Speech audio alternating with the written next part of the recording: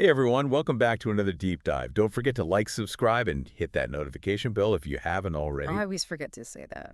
This time we're going deep on the latest Only Murders episode, Oh, where they yeah. finally revealed the killer. How did they? Are you ready to unpack this thing? Absolutely. There were definitely some twists I didn't see coming. Okay, so for anyone who needs a quick refresher, Right.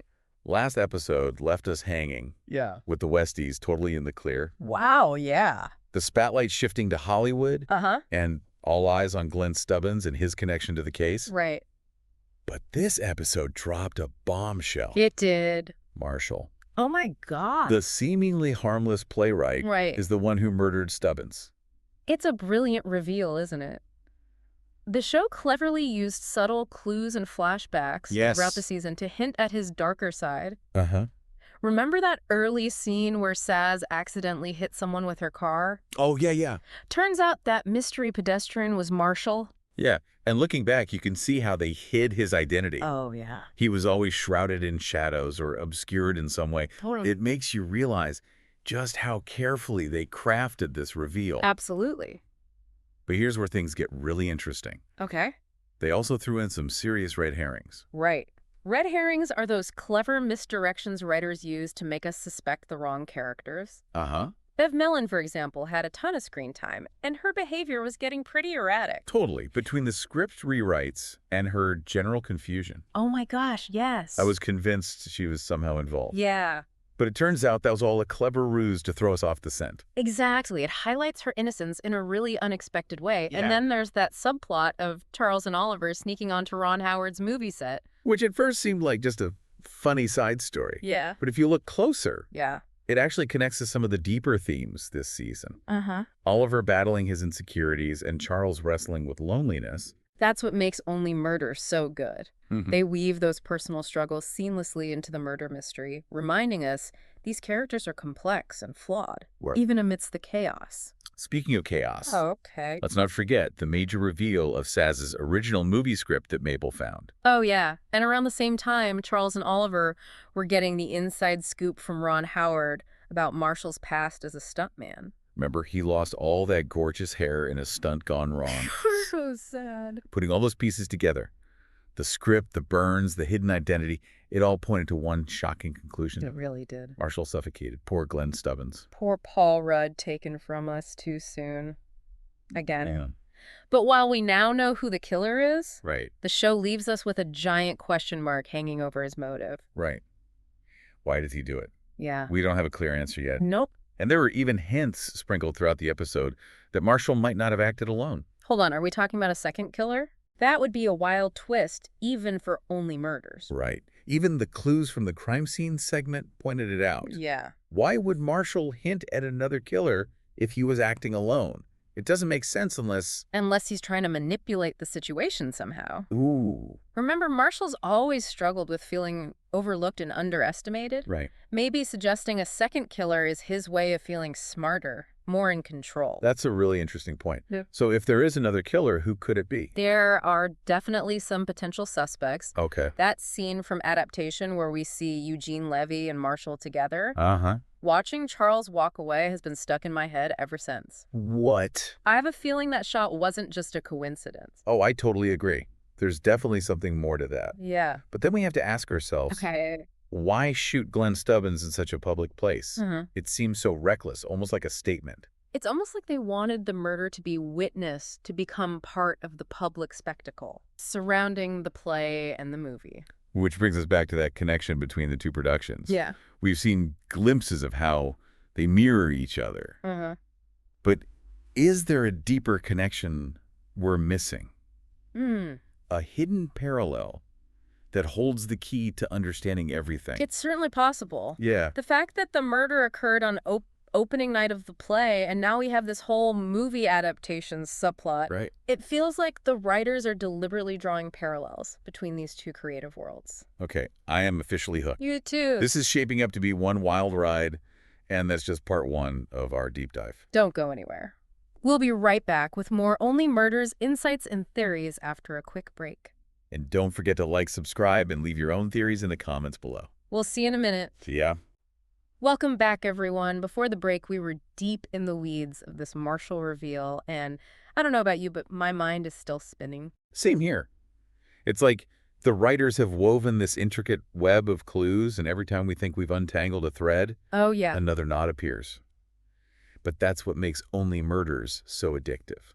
Absolutely. And it's not just the twists and turns. Okay. It's the characters, the themes, the humor. Yeah. There's always something to keep you coming back for more. Exactly. And speaking of coming back for more, there's one thing that's really bugging me. Okay. This whole idea of a second killer. Oh, yeah. It feels almost too obvious, too predictable for Only Murders, you know? I hear you. Yeah. They've always been a few steps ahead of the audience, Yeah. so it makes you wonder if this is another red herring. Right. Maybe it's a deliberate misdirection to keep us guessing. Yeah. Or perhaps it's a way of exploring Marshall's psychology even further. Mm-hmm. He seems to crave recognition, maybe even validation for his intellect.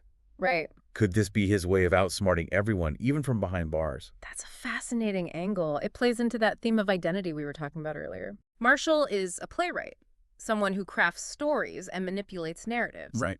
Is it possible he's trying to do the same thing with the murder investigation? Turning himself into the ultimate unreliable narrator. Ooh. I like where you're going with this. And let's not forget the meta aspect of Only Murders. Yeah. We've seen them play with the lines between fiction and reality before. Yeah, right. What if Marshall's motive is somehow tied to the actors themselves? Yeah. Or even the production of the show? It wouldn't be the first time they've blurred those lines. Remember that whole arc last season with the podcast fans inserting themselves into the investigation? Exactly. So maybe this isn't just a simple whodunit. Right. Maybe it's a commentary on the nature of storytelling itself. Yeah. The way we construct narratives and the power those narratives hold. It's definitely something to think about. But before we go too far down the meta rabbit hole, let's circle back to the more immediate question. Yeah. If there is a second killer, who could it be? We already mentioned Eugene Levy. Oh, yeah. And that scene from Adaptation Still feels incredibly suspicious. Totally. And there's also the lingering question of why shoot Stubbins in such a public place. Yeah. It seems so reckless, almost like a deliberate attempt to misdirect the investigation. It's almost like they wanted the murder to be witnessed to become part of the public spectacle surrounding the play in the movie. Which brings us back to that connection between the two productions. Yeah. We've seen glimpses of how they mirror each other. But is there a deeper connection we're missing? A hidden parallel that holds the key to understanding everything? It's certainly possible. The fact that the murder occurred on opening night of the play, and now we have this whole movie adaptation subplot. Right. It feels like the writers are deliberately drawing parallels between these two creative worlds. And let's not forget that Only Murders loves its meta twists. Oh, yeah. We've seen them play with the lines between fiction and reality before. Right. What if Marshall's motive is somehow tied to the actors themselves, or even the production of the show? If we connect this to the bigger picture, think about how the show has always explored themes of identity, ambition, and the blurred lines between performance and reality. Maybe Marshall's motive is less about a specific event and more about a broader struggle with his own sense of self, his place in the world, and his desire for recognition. Whoa, that's deep. And it raises a whole bunch of new questions. I know, right? How deep does this connection between the play and the movie really go? Yeah. And could there be a clue hidden within those narratives that explains everything? That's what we'll have to unpack in part 3 of our deep dive. We'll be back after a quick word from our sponsors to tackle those questions and more. All right, we are back and ready to tackle the biggest question hanging over this Only Murders episode. What is Marshall's motive? Yeah. Could it be something we haven't even considered yet? That's the million-dollar question, isn't it? We've been dissecting every clue, every suspicious glance, every line of dialogue. Oh, no. And yet Marshall's motive remains elusive. It's like he's a puzzle box with a missing key. Right. But I think you're onto something with this idea of a deeper connection between the play and the movie. Yeah. Remember, the play is called Death Rattle. Right. And it seems to be mirroring the real-life murders happening at the Arconia. Right. And now we have this movie adaptation in the works, which adds another layer of complexity. What if Marshall's motive is tied to something that transcends both of these narratives? Something that speaks to a universal human experience, something we can all relate to on some level. Ooh, that's interesting. Are you thinking about those classic themes like jealousy, revenge, or maybe even a desperate cry for attention? Exactly. We often assume a killer's motive must be connected to a specific event or person. Right. But what if it's something more profound, something rooted in their deepest fears or desires? Maybe Marshall's actions are less about who he killed and more about what he's trying to express, to prove, or to escape from. Okay, my mind is officially blown. We've gone from suspecting the Westies to unraveling this intricate web of Hollywood secrets and personal struggles, and now we're diving into the depths of human psychology. It's crazy. This is what I love about Only Murders.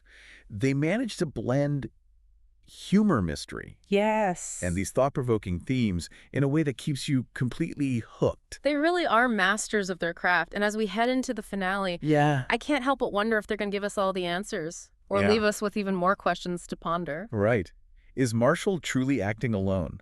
What role does Eugene Levy play in all of this? And will Mabel, Charles, and Oliver be able to piece together the truth before it's too late? I guess we'll have to wait and see. But one thing's for sure. This season of Only Murders has been a wild ride. Yes. And I have a feeling the finale is going to be absolutely epic. I'm already counting down the days. But hey, before we wrap up this deep dive, I want to hear from you. What are your theories about Marshall's motive? Do you think there's a second killer lurking in the shadows? Let us know in the comments below.